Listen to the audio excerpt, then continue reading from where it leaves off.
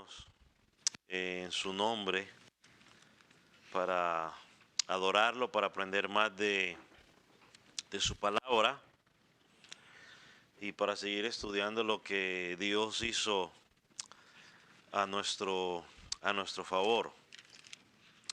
Así que esperamos en el Señor de que Él nos permita poder sostener el estudio en lo que enseña la palabra de Dios y puede ser de edificación para nuestras vidas. Los miércoles hemos estado hablando sobre el tema general, la salvación, y dentro de la salvación comenzamos a hablar de un subtema que era la redención consumada. Dentro de esa redención consumada hablamos que habían 4 cosas y hablamos de la necesidad de la expiación, hablamos de la naturaleza de la expiación y en esta naturaleza dedicamos 4 puntos sobre ella. Y hoy vamos a hablar sobre el alcance de la expiación. Y cuando pensamos en la expiación, yo creo que me parece que esto es fundamental que lo tengamos claro para lo que vamos a estudiar hoy. Expiación significa cubrir, digamos, el pecado, dejarlo claro, ¿no? Cubrir o limpiar también, limpiar el pecado. Así que eso debemos tenerlo en cuenta. Entonces, cuando hablamos de expiación, lo que estamos diciendo es que por la gracia de Dios, Cristo padeció el castigo por nuestros pecados. De esa manera, Él eliminó las consecuencias del pecado sobre nuestra vida. Entonces, yo quiero que eso lo tenga usted bien claro para que podamos entender lo que vamos a hablar del alcance de la expiación. Cuando tratamos de entender el alcance de la expiación, todo lo reducimos a la siguiente pregunta, ¿no? ¿Por quién hizo Cristo la expiación? Yo creo que esa pregunta sale al frente. Sí, así va a salir al frente. ¿Por quién hizo Cristo la expiación? O si aplicamos la definición que acabamos de decir, ¿por quién cubrió Cristo el pecado? Cuando hablamos de la naturaleza del Señor, de la expiación, también hablamos de reconciliación, ¿no? Entonces yo hago otra pregunta. ¿A quién o a quiénes reconcilió con Dios en el cuerpo de su carne por medio de la muerte? ¿A quiénes reconcilió con Dios en el cuerpo de su muerte por medio, el cuerpo de su carne por medio de la muerte? Otra pregunta. ¿En favor de quiénes se ofreció Cristo?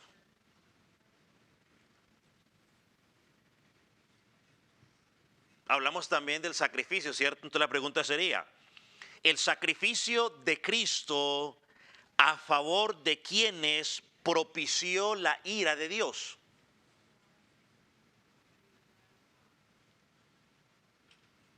También hablamos de que redimió, ¿no? Entonces vamos a aplicar ese concepto a la pregunta, ¿a quién redimió de la maldición de la ley, de la culpa del poder del pecado y de la esclavitud de Satanás?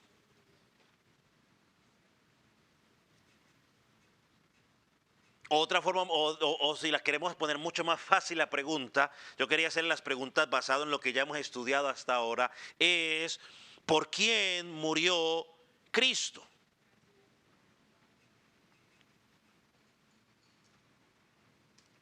Mira lo que dice Isaías 53, versículo 6. Vaya conmigo a Isaías 53, versículo 6. Creo que uno de los pasajes que ya hemos leído,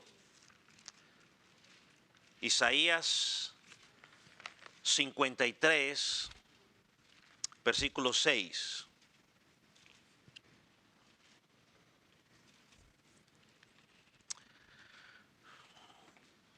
Todos nosotros nos hemos descarriado como ovejas, cada cual se apartó por su camino, mas Jehová cargó en él el pecado de todos nosotros. Cuando nosotros pensamos en las palabras el mundo, o también la palabra todos, o también la expresión todos los hombres,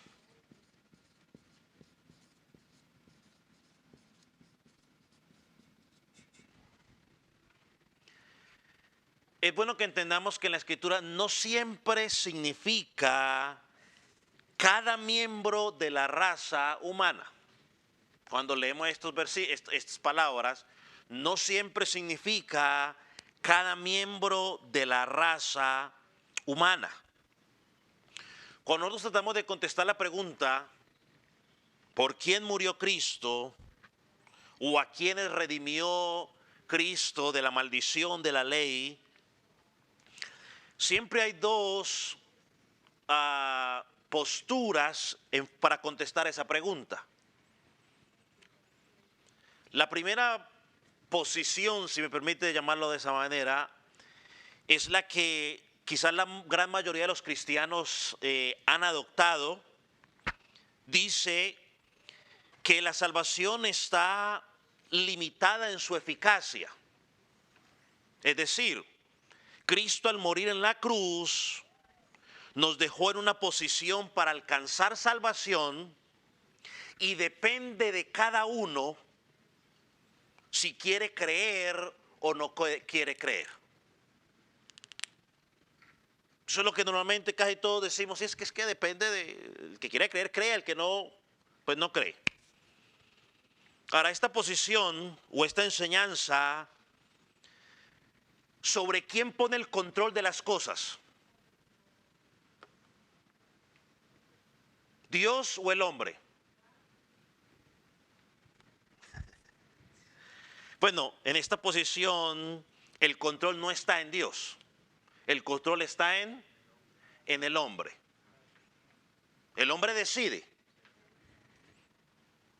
La otra posición, que es menos popular, nos dice lo siguiente: que el alcance de la salvación no es para todo, o no es para cada persona del mundo, sino para su pueblo, para su iglesia. Es decir, el sacrificio que Cristo logró, o que se propuso lograr, fue salvar a su iglesia y a su pueblo. El sacrificio de Jesucristo logró lo que Él se propuso. ¿Qué se propuso? Salvar a su iglesia, salvar a su pueblo. Ahora, ¿qué nos enseña la Biblia sobre el tema? Ahora, pensemos rápidamente en algo. Yo le iba a dar unas preguntas más, pero no le voy a dar tanta pregunta para no enredarnos tanto. La Escritura enseña que Jesucristo se sacrificó de forma vicaria, es decir, sustitutiva por los pecados. ¿Cierto que sí? Eso enseña la Escritura. Él se sacrificó de forma vicaria. Cristo fue el verdadero Cordero Cristo propició o aplacó la ira de Dios. Cristo reconcilió a su pueblo con el Padre, es decir, la enemistad que había entre Dios y el hombre, Cristo la eliminó.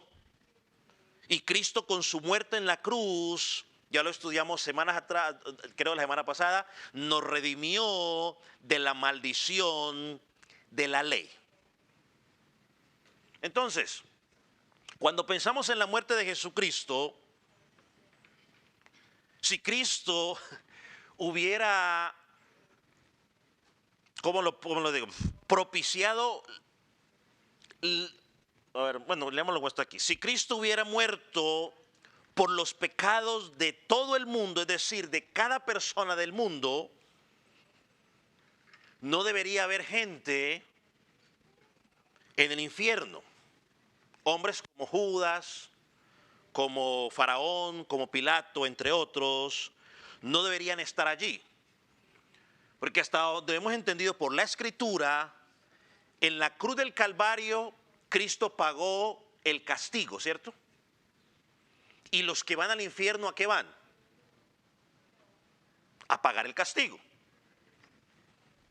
Entonces, Dios no puede poner el pecado sobre Cristo primero y luego castigar a otra persona por el mismo ¿qué?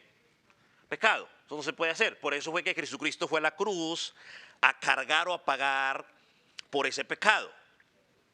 Entonces, como ya estudiamos, Cristo se sacrificó de una forma vicaria por los pecados, propició o aplacó la ira de Dios, reconcilió a su pueblo con el Padre y redimió a su pueblo de la maldición, de la ley, del poder, del pecado.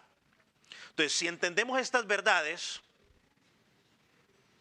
mencionadas hace un rato y fundamentadas en la Escritura, tenemos que concluir que la salvación no es para cada persona en el mundo, sino que la salvación es únicamente para el pueblo de Dios, para los hijos de Dios, para la iglesia de Jesucristo.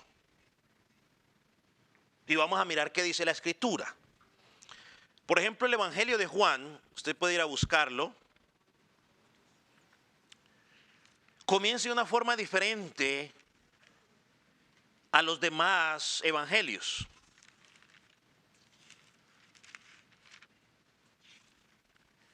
El Evangelio de Juan comienza presentando a Cristo como Dios, como el creador de todo, como el sustentador de todo.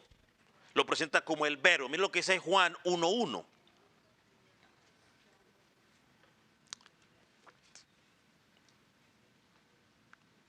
¿Qué es eso?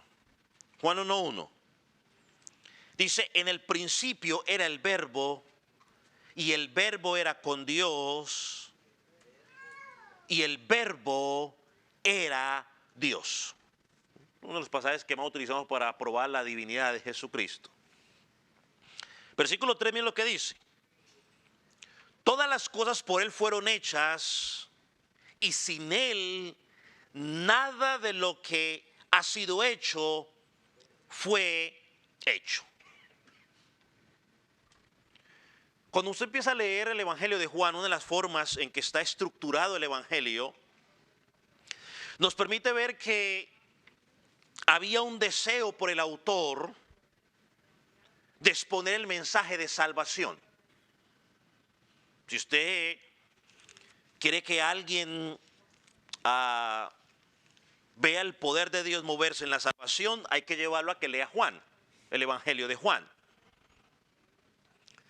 Pero el autor quería que los escritores, los lectores entendieran que la salvación no era únicamente para los judíos, sino para ¿quién? Para todo el mundo, es decir, todas las naciones.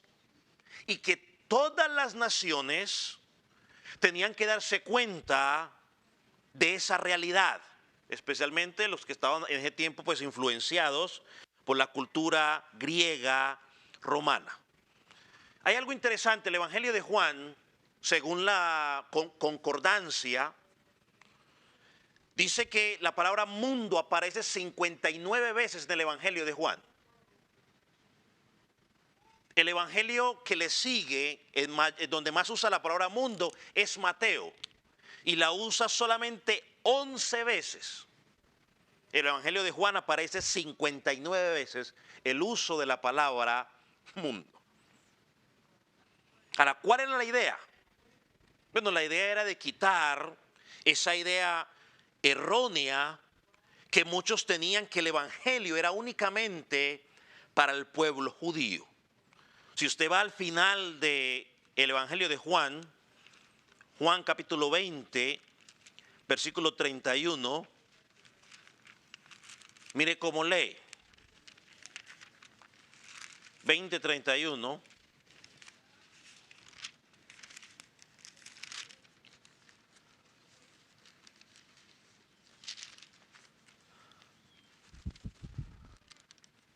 Pero estas cosas se han escrito para que creáis que Jesús es el Cristo, el Hijo de Dios, y para que creyendo tengáis vida en su nombre.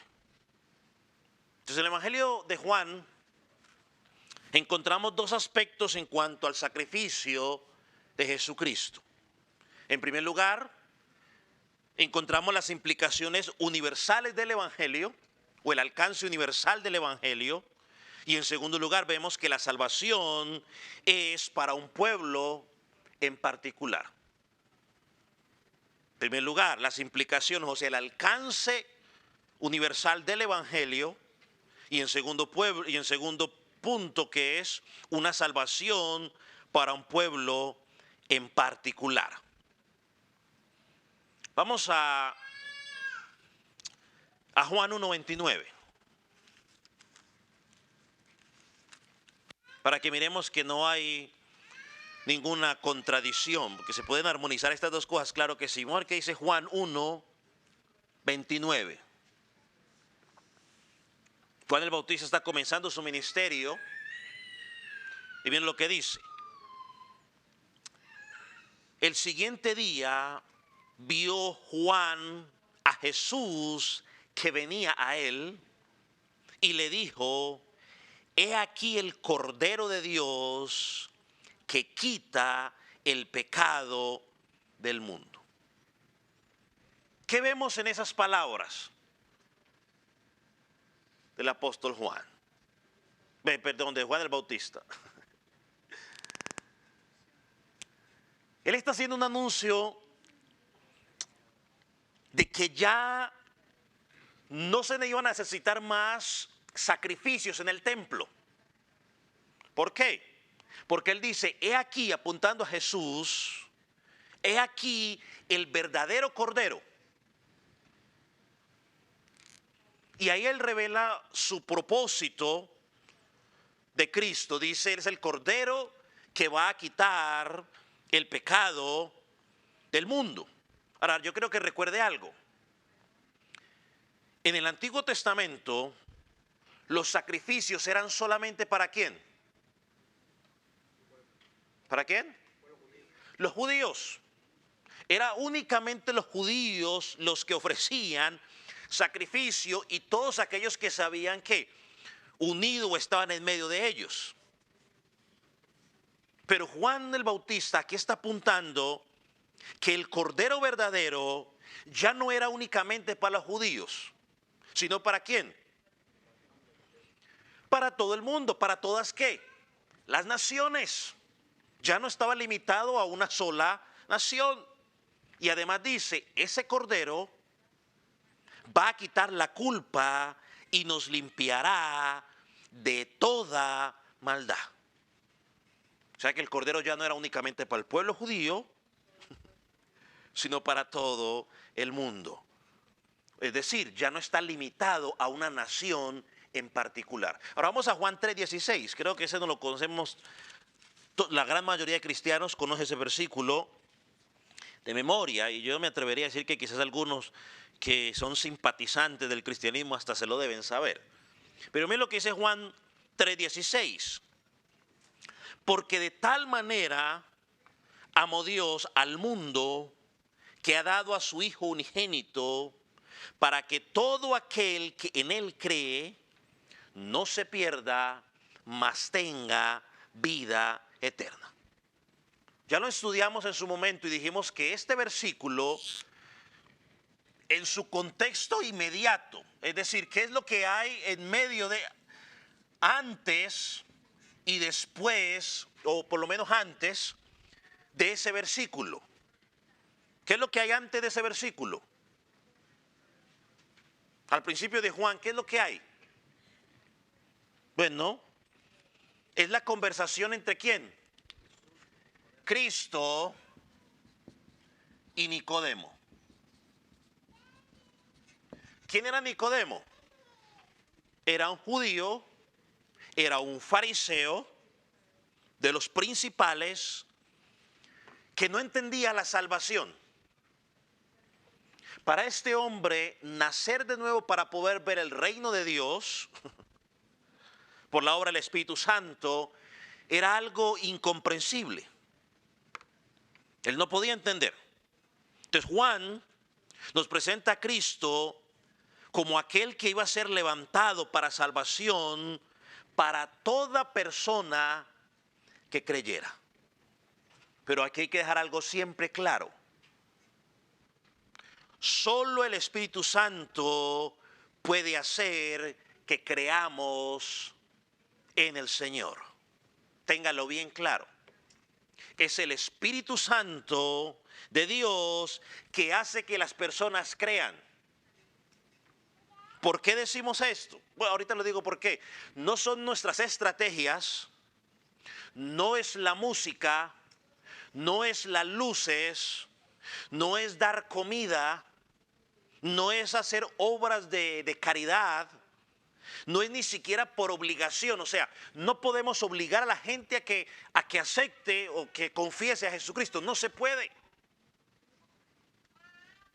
Es obra exclusivamente del Espíritu Santo. ¿Por qué? Hay que recordar otro principio de la Escritura, no es mío, de la Escritura. La Escritura dice que los hombres estamos muertos espiritualmente en delitos y pecados. Es decir, que como estoy muerto espiritualmente, yo no tengo ninguna respuesta a lo espiritual. Algo tiene que pasar en mi vida para yo poder responder. Y eso algo lo produce ¿quién? El Espíritu Santo, no yo. Porque yo estoy muerto en delitos y pecados. Eso lo enseña la Escritura. Lo vamos a mirar más adelante o la próxima semana si Dios nos da vida. Ahora, ¿qué es lo que vemos en Juan 3:16? Volviendo a Juan 3:16. Bueno, en Juan 3:16 vemos la forma en que Dios amó al mundo. ¿Cómo lo amó? Bueno, enviando a su único hijo. Así que mis hermanos, cuando nosotros miramos Juan 3:16, Juan 3:16 en ningún momento está diciendo que Dios va a salvar a todas y a cada una de las personas de la tierra. Eso no es lo que dice Juan 3:16. Lo que Juan 3:16 nos está diciendo es cómo mostró su amor Dios al mundo al enviar a su Hijo. Para que todo el que crea no se pierda, porque Dios le concederá vida eterna a través de su Hijo. Entonces Juan 3:16 no dice que todos se van a salvar. Nos dice cómo amó Dios. Mire una vez más. Y yo se lo puse al frente para que usted lo mire.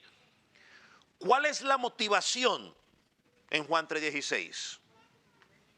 El amor. De tal manera amó. Esa es la motivación. ¿Cuál es la acción? que ha dado a su Hijo unigénito. Él dio a su Hijo. ¿Cuál es el propósito de Dios? Para que haya salvación por medio de su Hijo o salvación en su Hijo. Ese es el propósito. Que haya salvación por el Hijo. La salvación de un mundo que está en condenación. Ahí está la pregunta clave. ¿Quién alcanza esa salvación? Dice la Escritura, el que cree. El que cree. Solo el que tiene fe en Cristo Jesús tiene vida eterna. No es todo el mundo, es el que cree. No todos creen, no todos están creyendo. O todos han creído. No todos han creído. Entonces es el que cree.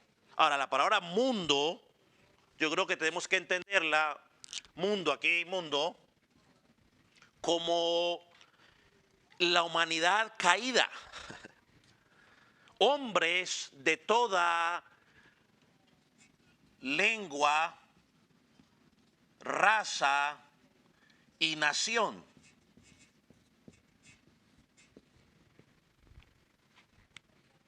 Pero yo creo que Juan capítulo 4 nos va a ayudar a entender lo que estoy diciendo. Juan capítulo 4, versículo 42. Búsquelo, ahí estaba adelantico.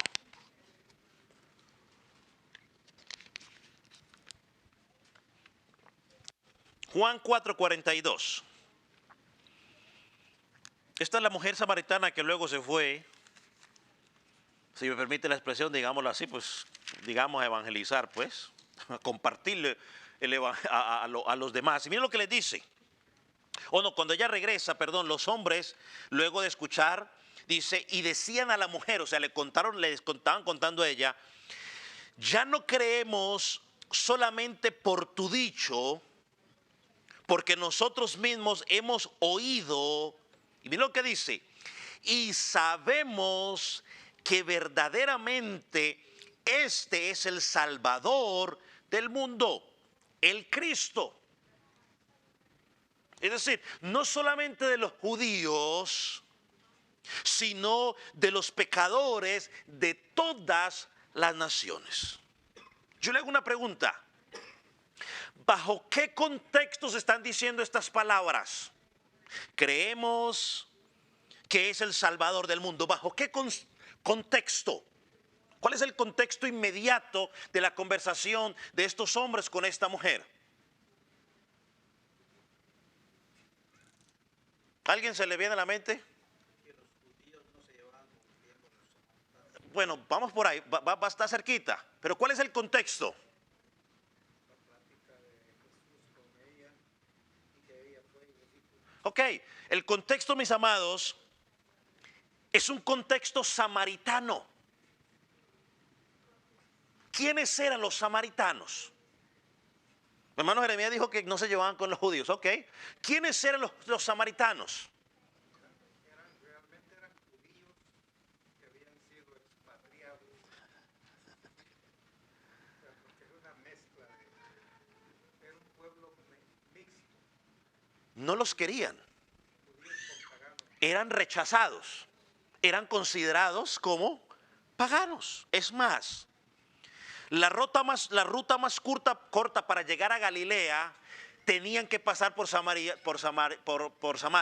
¿Y sabe qué hacían ellos? Para no contaminarse, preferían dar la vuelta. Para no contaminarse. Porque los veían como paganos, como se habían mezclado, como lo veían como no merecedores de la gracia y el perdón de Dios. Si me está siguiendo para dónde voy. Es en ese contexto que estos rechazados, identificados como paganos,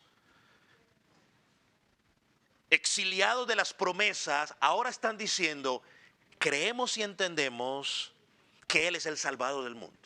Y es más, si Jesucristo dijo, me es necesario pasar por Samaria. Y es en ese contexto donde Jesús, se los voy a decir, no lo vamos a leerlos todos, pero usted los puede leerlo en su casa. En Juan capítulo 4, versículo 10, 13 y 14, Jesús hablando con la mujer samaritana, le dice que Él era el agua de vida eterna. Y es más, en la palabra que Jesucristo usa, le dice, cualquiera que beba del agua física tendrá sed. Mas el que bebiere de mi agua nunca más tendrá sed. En el capítulo 4, versículo 25, versículo 26 y 29, Cristo se presenta como el Mesías, como el único camino a la salvación. Y de los versículos 21 al versículo 24, se le dice claramente a la mujer que la salvación no es exclusiva para los judíos, ni que Jerusalén es el único lugar para adorar a Dios. Y está el famoso versículo que muchos de nosotros conocemos, que llegará la hora cuando los verdaderos adoradores ya no van a adorar a Jerusalén, ya no van a adorar en un templo, adorarán ¿qué? En espíritu y en verdad. Entonces la conversación del Señor Jesús con la mujer samaritana nos permite ver con claridad que Cristo es el Salvador del mundo. Pero por el contexto entendemos que mundo lo que está diciendo es que ya no es solamente para los judíos,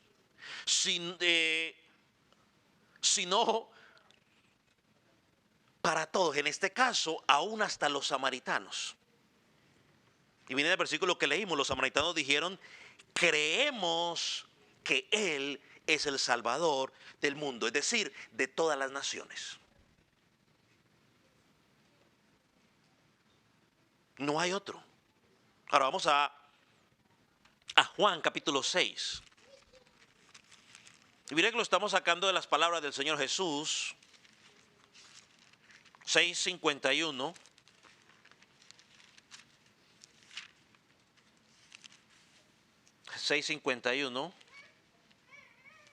Jesús dice, yo soy el pan vivo que descendió del cielo.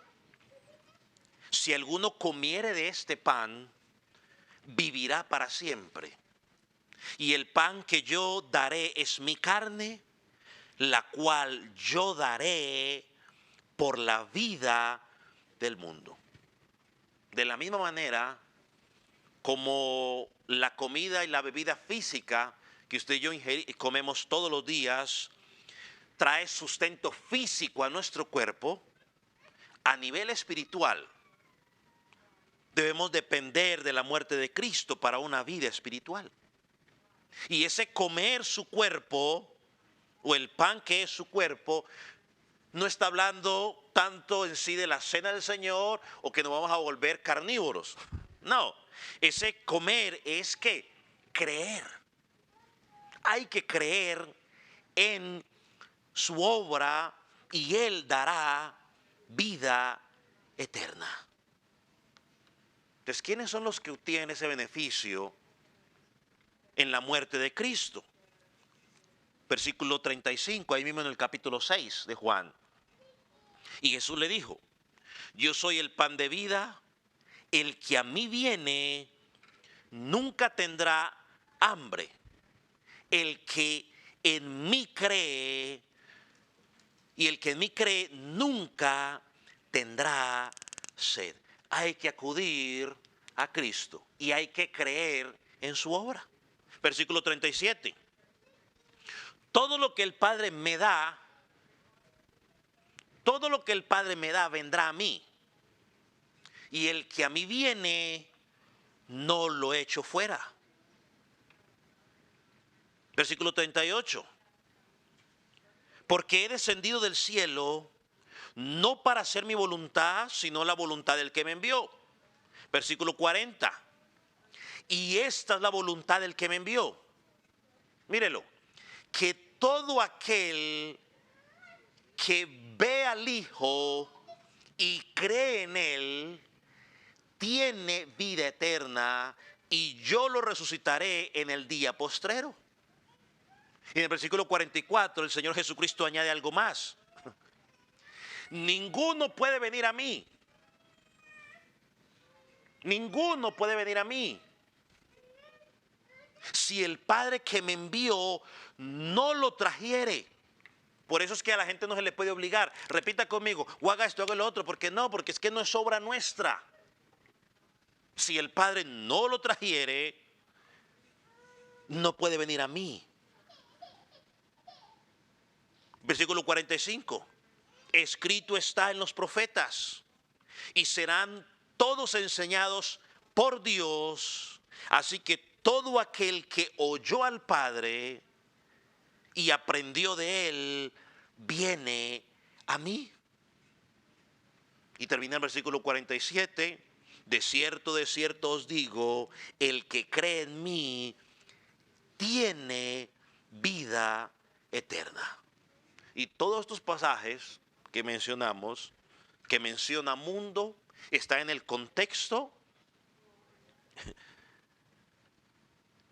de no de una persona en sí en particular, sino personas de toda lengua, raza y nación. Vamos al capítulo 10 de Juan, donde Cristo allí añade un poco más. Porque aquí ya el Señor Jesucristo empieza ya a tomar lengua, raza, nación o mundo, y empieza, digamos que mundo es un término más general, pero luego aquí en el capítulo 10 empieza a hablar de una forma más específica. Una forma específica. Juan capítulo 10, versículo 11. Él ahí se presenta como el buen pastor. Dice, yo soy el buen pastor, y el buen pastor su vida da ¿por quién? Por las ovejas. Ya ahí no dice mundo, dice sus ovejas. Ya Cristo empieza de una forma más que específica. Cuando miramos, ahorita lo vamos a mirar, ya ovejas son los que han ¿qué? Creído. Entonces, en los pasajes que hemos leído, habla a los que creen, a los que el Padre le dio al Hijo, aquellos que han confiado verdaderamente en el Hijo, en el sacrificio del Hijo, dejando claro de que no eran únicamente judíos, sino que ya había personas de todo lugar. O sea, no es únicamente para el judío, sino al que cree. Ya Juan 10 nos empieza a ir más específico. Vamos al versículo 3 y 4 de Juan 10. Dice, hablando, dice versículo 3. A este abre el portero, o sea, hablando del pastor, el verdadero pastor, y las ovejas, ¿qué hacen las ovejas?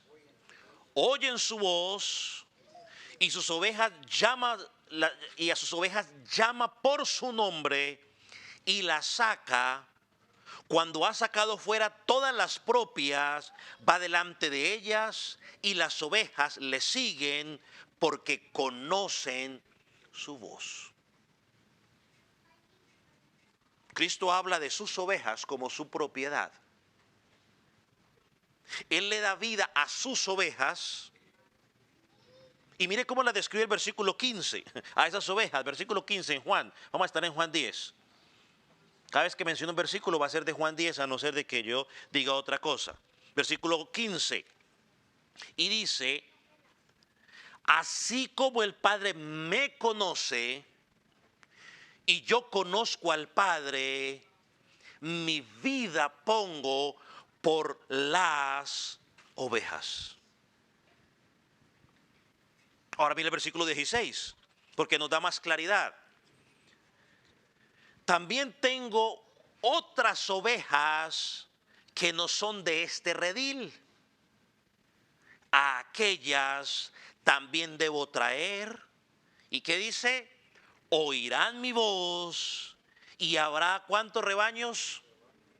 Un rebaño y un pastor. Hay otras ovejas, las voy a traer, ellos oirán mi voz. ¿Cómo van a oír la voz? ¿Dios va a empezar a hablar desde el cielo? No, a través de la predicación del evangelio, ya sea desde un púlpito como este o cuando usted y yo compartimos el evangelio con las personas. Ellos, las ovejas de Cristo, oirán la voz y habrá un rebaño y un pastor, el pastor de pastores. Esto no se está refiriendo únicamente solo a los discípulos, sino a otras ovejas que Él va a traer.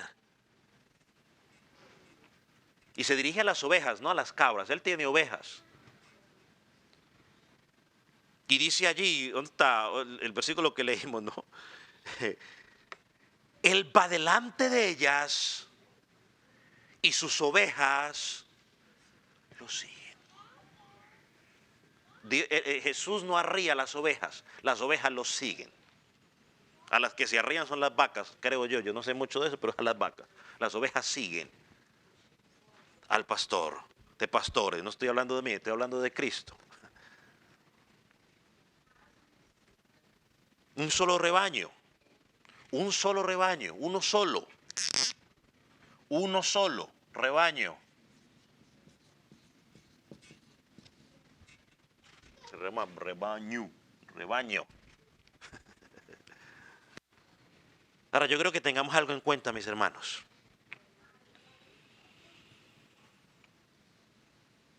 La escritura fue revelada progresivamente. ¿Qué es progresivamente? Por etapas o por partes fue revelada. Nosotros sabemos que desde que se escribió el primer libro hasta que se escribió el último libro, o que se completó la escritura, pasaron muchos años y hasta siglos pasaron. Mientras se reveló a los que estaban aquí, ellos tuvieron cierto entendimiento. Los de aquí ya tuvieron mayor entendimiento y así sucesivamente hasta que nos llegó a nosotros. Nosotros tenemos el mayor privilegio porque tenemos toda la escritura completa. Ya no hay ni que agregarle ni que quitarle. Entonces, tenemos una visión global o completa del plan de redención de Dios. Tenemos una visión completa del plan de redención de Dios. ¿Qué vemos en ese plan de redención de Dios? Vemos que Dios tiene un pueblo, ¿cierto? Dios tiene un pueblo. ¿Quién es ese pueblo? Es la pregunta, ¿no? Que del millón. ¿Quién es ese pueblo? En ese pueblo que Dios tiene ahora, dice la escritura, de hecho en Gálatas 2:28, dice que en ese pueblo ya no hay ni judío ni griego. Gálatas 2:28, por los que están anotando. Lo dice la escritura. Se nos dice también en Efesios 2:14 que se rompió la pared que nos dividía y de los dos pueblos, ¿cuántos pueblos hizo? Uno. Efesios 2:14, para los que están anotando. También nos dice en Romanos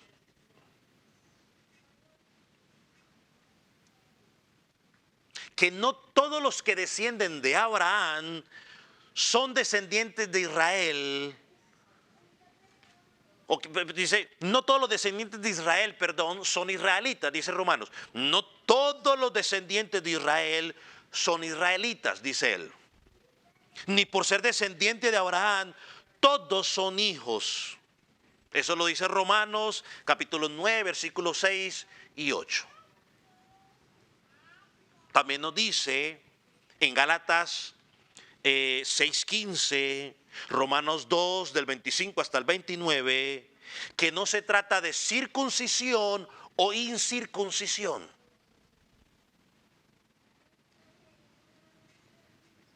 Entonces Dios tiene un pueblo, tiene un remanente, un pueblo fiel, una nación escogida por Él. ¿Y cuál es ese pueblo escogido por Dios? Según la Escritura, por la revelación completa que tenemos, la Escritura son judíos y gentiles que han creído en Cristo. A veces cuando la gente piensa en el pueblo de Dios, piensa nomás en Israel. No, según la Escritura, el pueblo escogido de Dios son los judíos y gentiles que han creído en Cristo como Salvador o en su obra redentora. La marca del pueblo de Dios no es una bandera.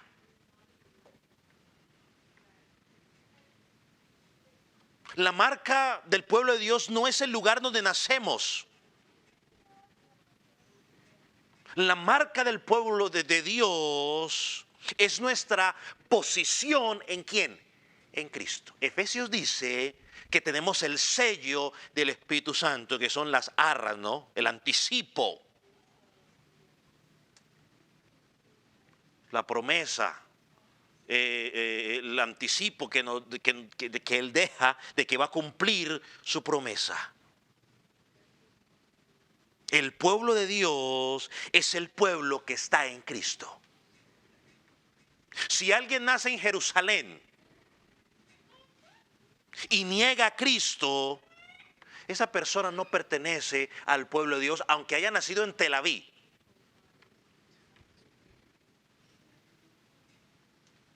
Aunque haya nacido allá, si niega a Jesucristo, no es del pueblo de Dios. Yo me puedo ir para allá y engendrar un hijo y que mi hijo nazca allá. Pero eso no lo hace el pueblo de Dios.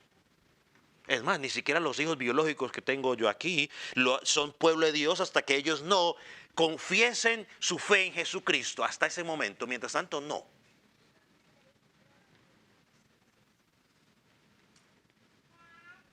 Pastores, que usted no ha leído entonces Romanos 11 que dice que todo Israel creerá. No, yo sí lo he leído. Pero lo he leído en el contexto. Usted no puede leer Romanos 11 solo. Usted tiene que estudiar Romanos desde el 9 hasta el 11 para que agarre el contexto completo. Es más, dice ahí que todo Israel creerá. La pregunta es, ¿ese creer creerá en quién? ¿Qué hay que hacer para creer? Pues es creer en Cristo, tiene que nacer de nuevo. Es decir, van a tener que confesar a Jesucristo. Si ellos no confiesan a Jesucristo como Señor, como Salvador, no importa que sean de la nación de Israel.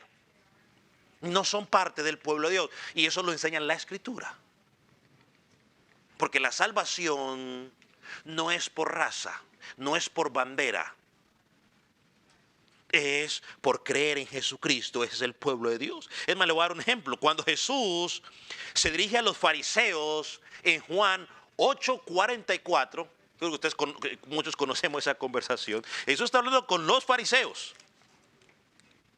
Este grupo de personas que eran judíos originales de la nación de Israel. De ahí eran, clamaban ser hijos de Jacob, de Isaac y de Abraham. Ellos clamaban ser hijos de ellos. O sea, por linaje, decían prácticamente ellos, por descendencia generacional, tenemos derechos, somos hijos de ellos. ¿Y sabe qué les dijo Jesús? Oh, sí, claro que sí. Jesús en Juan 8:44 le dijo, vosotros sois hijos de vuestro padre el diablo.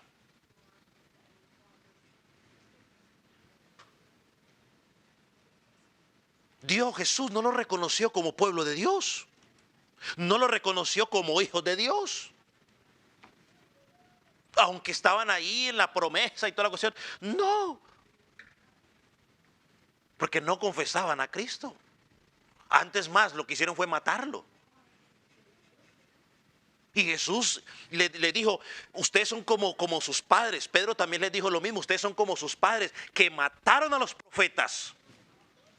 ¿Usted cree que ellos están salvos?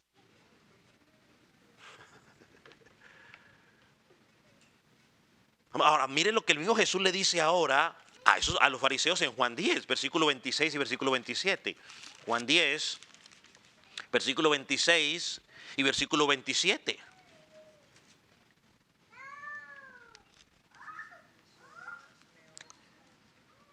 Dice, pero vosotros no creéis. ¿Por qué no creéis? Porque no sois de mis ovejas, como os he dicho. Jesús le dice, ya les dije, ustedes no creen, no porque Jesús no les estuviera predicando el evangelio con claridad, usando los términos modernos, no porque el pastor no tenía el carisma, o no porque el pastor no tenía la unción. Jesús les dice, ustedes no creen, porque no sois de mis ovejas, como ya se los he dicho. Y añade el versículo 27, porque mis ovejas oyen mi voz y yo las conozco y me siguen.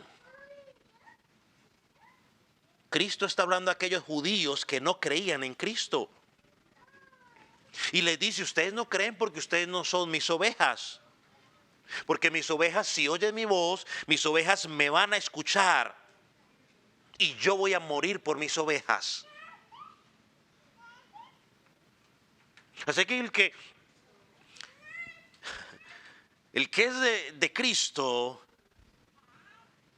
va a oír el llamado de su pastor, o sea, de Cristo, el pastor de pastores, a través de la predicación del evangelio. Y va a creer. Va a creer.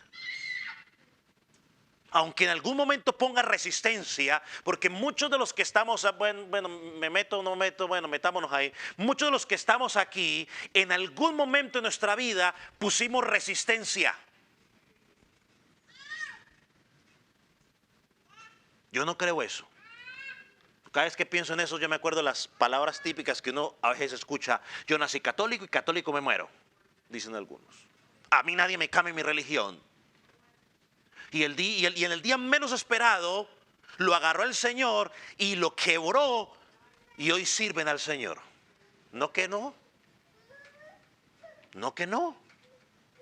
No, es que cuando el Espíritu Santo quiere obrar en alguien, Él no pide permiso. Él no pide permiso. Ese cuento de que es que Él es un caballero. No. Él no pide permiso. Él cuando quiere obrar, obra. O le pidió permiso a Jonás. Jonás dijo, no. Bueno, a ver. A Moisés. Moisés no quería y Moisés le sacó una cantidad de... Mira, Moisés, esto voy a hacer y lo voy a hacer contigo, quieras o no quieras. Entonces las ovejas oirán el llamado de su pastor por medio de la predicación del evangelio y creerán. Hermano, por eso tenemos que predicar a Cristo, el evangelio. Usted no se preocupe, pastor, es que no me hacen caso. Pero ¿dónde dice en la escritura que usted es el que lo va a convertir? Usted y yo, la única responsabilidad que tenemos es hablar el evangelio. Dios se encargará en su momento indicado de doblegar esa vida. Él lo va a hacer. Y muchas veces en el momento menos indicado. Ahora vamos a Juan capítulo 17. Juan capítulo 17. Dios nos habla de esa salvación de los suyos, de sus ovejas. 17 es conocida como la oración sacerdotal o la oración de intercesión de Jesús por los suyos. Aquí va a quedar un poco más claro. En el versículo 17 comienza hablando de que Jesús tiene potestad sobre todo. Versículo 2. Dice, como les he dado potestad sobre toda carne, para que de vida eterna a todos los que le diste. Dice, a todos los que le diste. O sea que a él le fueron dados unos. ¿Cuántos? No sabemos. Todos, dice ahí. A todos los que le diste. Versículo 4. Yo te he glorificado en la tierra, he acabado la obra que me diste que hiciese. Aunque Cristo todavía no había llegado a la cruz, estaba haciendo su oración. Sabía lo que iba a pasar. Y sabía que en su muerte iba a salvar a los suyos, cumpliendo la voluntad del Padre. Versículo 6. Dice, he manifestado tu nombre a los hombres del mundo que me diste. O sea, del mundo sacaste a unos hombres y me diste. Tuyos eran y me los diste y han guardado tu palabra. Hermano, Cristo solo dará a conocer su palabra a los que el Padre le ha dado. Versículo 9. Yo ruego por ellos. No ruego por el mundo, sino por los que me diste, porque tuyos somos. Es decir, que del mundo, de toda lengua, raza y nación, el Padre sacó a unos y se los dio al Hijo. Y dice, yo no ruego por todos los del mundo. Ruego por los que del mundo sacaste y me los diste, porque son tuyos. Versículo 11.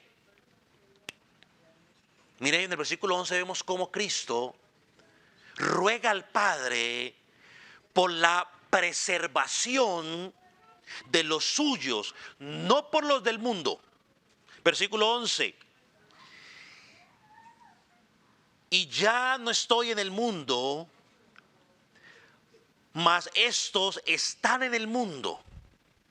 Yo voy a ti, Padre Santo, a los que me has dado, guárdalos en tu nombre, para que sean uno, así como nosotros.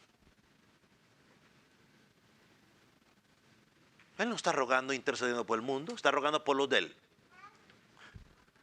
Guárdalos en tu nombre, presérvalos hasta el final.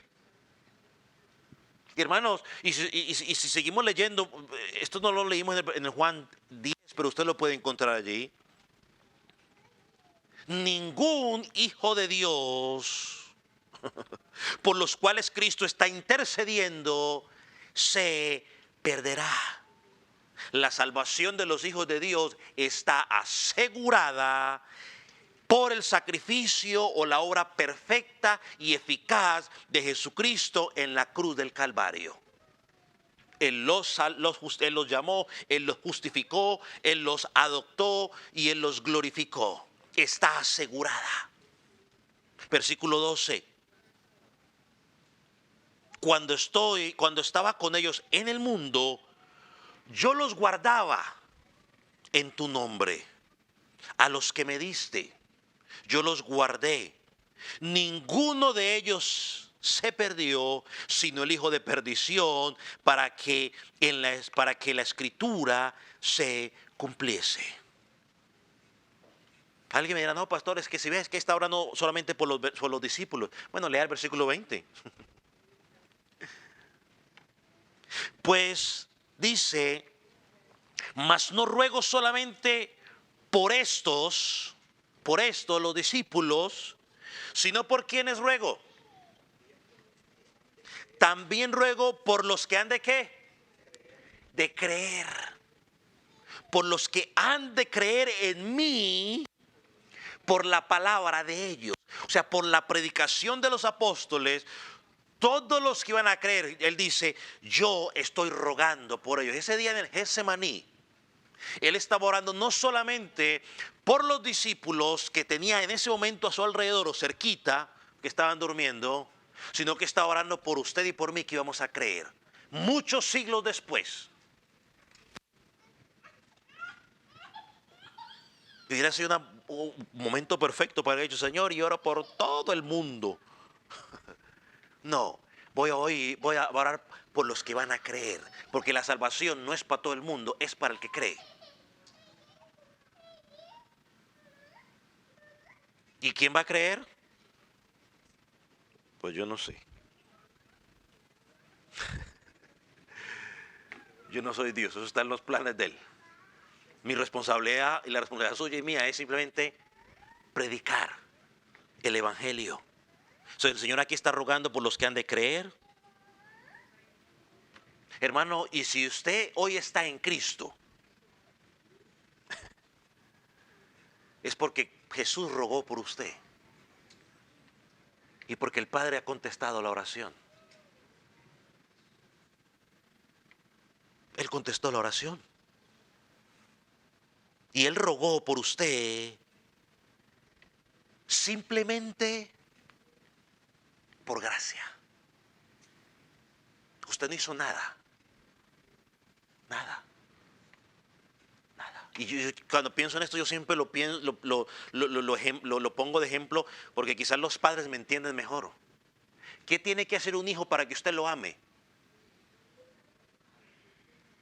¿Qué tiene que hacer un hijo para que el padre lo ame? A ver, los que son padres, ¿qué tiene que hacer su hijo para que usted lo ame? Usted simplemente lo ama. Desde el primer momento que se enteró que está allí esa semillita creciendo, usted empieza a amar. Y a veces se comportan equivocadamente, hacen cosas que usted está en desacuerdo. Usted como padre o yo como padre nos molestamos por momentos, pero no dejamos de amarlos. Uno los sigue amando y los va a amar hasta que uno cierre los ojos en esta tierra. ¿Qué tienen que hacer?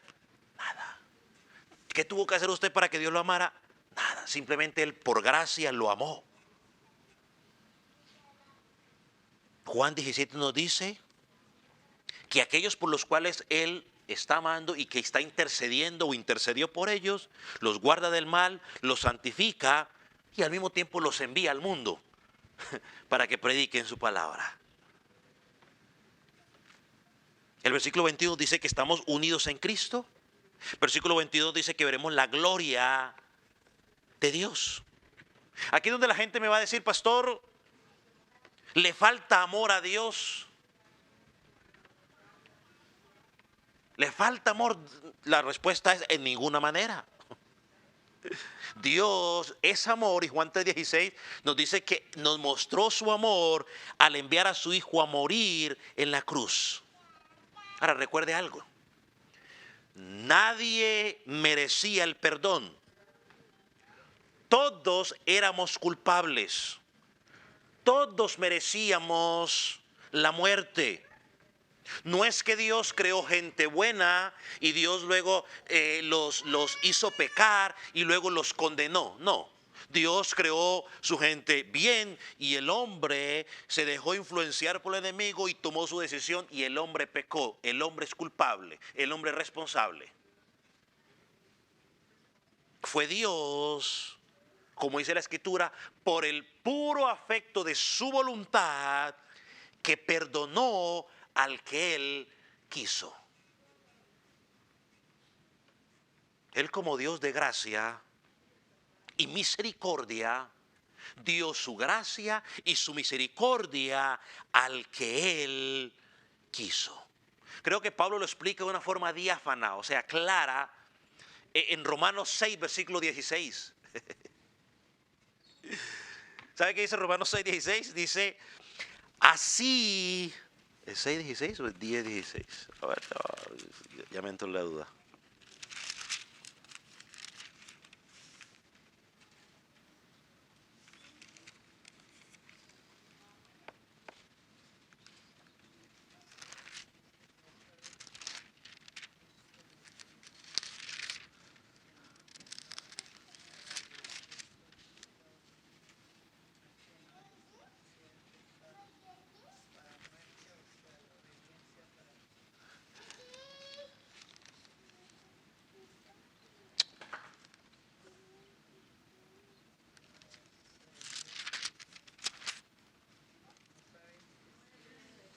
Es 9, 16. Es 9:16. ¿Yo por qué puse 6? Yo sí, cuando vi el 6 dije, no me simpatiza mucho. Ahí está. Es 9:16 para la corrección. Los secretarios de la computadora. Dice, así que no depende del que quiere, ni del que corre, ni, ya agrego yo, ni del que huele, ni el más inteligente, ni el más guapo, sino que dice, sino de Dios, quien tiene misericordia. Mire cómo lo traduce la nueva traducción viviente. Yo no creo que era esa, era la traducción lenguaje actual. Pone las dos, no me acuerdo cuál es. No, sí, la nueva traducción viviente. Mira cómo lo traduce. Por lo cual es Dios quien decide tener misericordia. No depende de nuestros deseos ni de nuestros esfuerzos. Él decide. ¿Por qué? Por una palabra que a veces nos cuesta entender.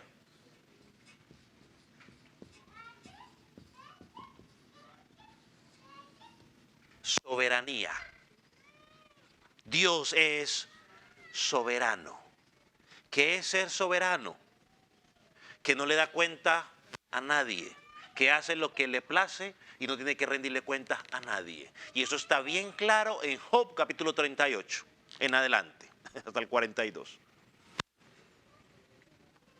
Eso es soberanía. No depende del que quiere ni del que corre. Nosotros solamente somos responsables de hablar.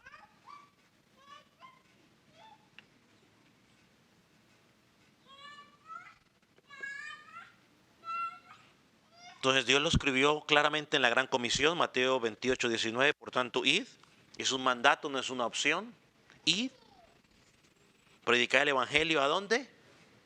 A todas las naciones. Significa eso que no tenemos que hacer distinción de personas a la hora de predicarle. No, lo que pasa es que ese no es de mi país, entonces no le predico. No, lo que pasa es que ese no es de mi clase social, entonces no le predico. No, a todas las naciones. Él salva. Él va a convencer. Recuerden lo que dice la palabra. Es el Espíritu Santo el que convence de pecado, de juicio y de pecado, de justicia y de juicio. Hermano, es el Espíritu Santo el que va a convencer a la gente de que necesitan a Cristo y los va a traer a Él con esos lazos de amor, como dice el profeta Oseas. Esas cuerdas de amor o lazos de ternura, como dice el profeta Oseas. 11:4, si alguien quiere verificarlo. ¿Y cómo lo va a hacer? ¿Van a llegar solos? No. Se les tiene que predicar. Porque Romanos 10:17 dice que la fe viene ¿por qué? Por el oír. ¿Y por el oír qué? La palabra de Dios. Dejémoslo allí. Vamos a orar. Ponga sobre sus pies. Me pasé unos minutos.